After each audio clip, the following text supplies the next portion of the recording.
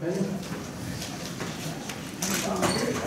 like to ask a question, probably of the council staff, by Chris Hernandez.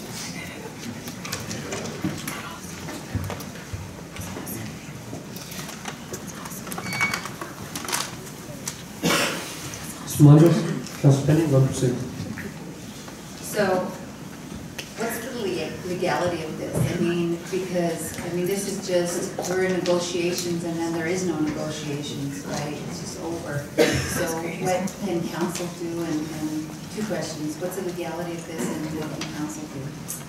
Mr. President, Councilor Pena, I guess let me answer your questions a little bit out of order. I'm not sure that the council really has a role, given the way that our labor management relations ordinance is set up. One of the prohibited practices effectively bars this board and elected officials in general from interfering with negotiations and the negotiation process.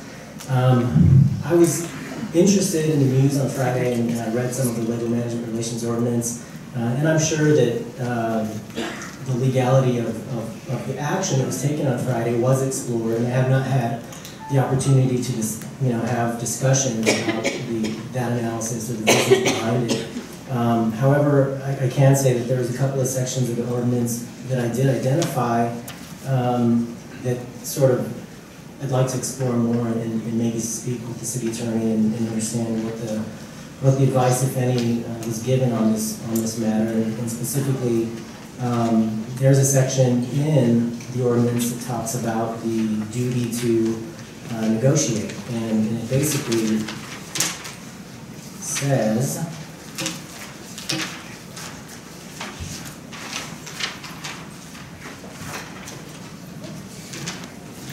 pardon me, I just found it here. Duty to bargain. The city government shall bargain concerning hours, salary, wages, working conditions, and other terms and conditions of employment. So that's, I guess, the one section that I would point to that leaves me unsure, at least at this point, whether or not a one-sided sort of determination can happen outside of that duty to bargain called for in the ordinance.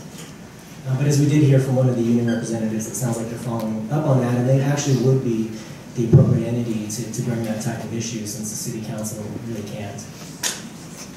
Mr. President, so really this body has no authority over that now, according to the ordinance. Mr. President, Councilor Pena, that's correct, and I think that the ordinance was put in place to help eliminate political pressure in the bargaining process, and the section in the prohibited practices section specifically says that it's prohibited for an elected official to influence negotiations or interfere with the process of negotiations. So it's a little bit of a gray line, but I think that it's definitely invoked when we're dealing with those types of specific questions. I think that the council is within its right to get informed about what's going on, which we've been hearing in these past few meetings, but as far as taking a direct action, I would advise that we may run into a problem with the language of the ordinance. Councilor Gordillo. Thank you, Mr. President. Mr. Melendez, I'll just continue to ask specifically. You say the charter talks about no elected official must involve themselves in the negotiations. Is that right? Is that what you just read? Mr. President, Councilor Gordillo, I referenced an ordinance, but that's correct. So, am I to understand that the mayor is not an elected official? Call the mayor. Mr. President, Councilor Gordillo, the mayor clearly is an elected official. And he does enter into those negotiation discussions, and I'm sure folks that represent him do also. Mr. President, Councilor Gordillo, the process is, I think you're aware, you're involved in the guidelines committee. And in that committee, we discuss the process relating to labor negotiations, and the specific negotiations occur through, I believe, the negotiator, the city's hired, and the negotiating team is part of the labor sort of management proceedings, which I believe includes the CAO and others. And Mr. President, just to clarify, direction, I'm sure, is two-way, if you will, between the mayor's office and those who represent the mayor, including a private negotiator, a consultant, I don't know. what he's called. Mr. President, I'm going to object to this whole line. You have absolutely no right to object.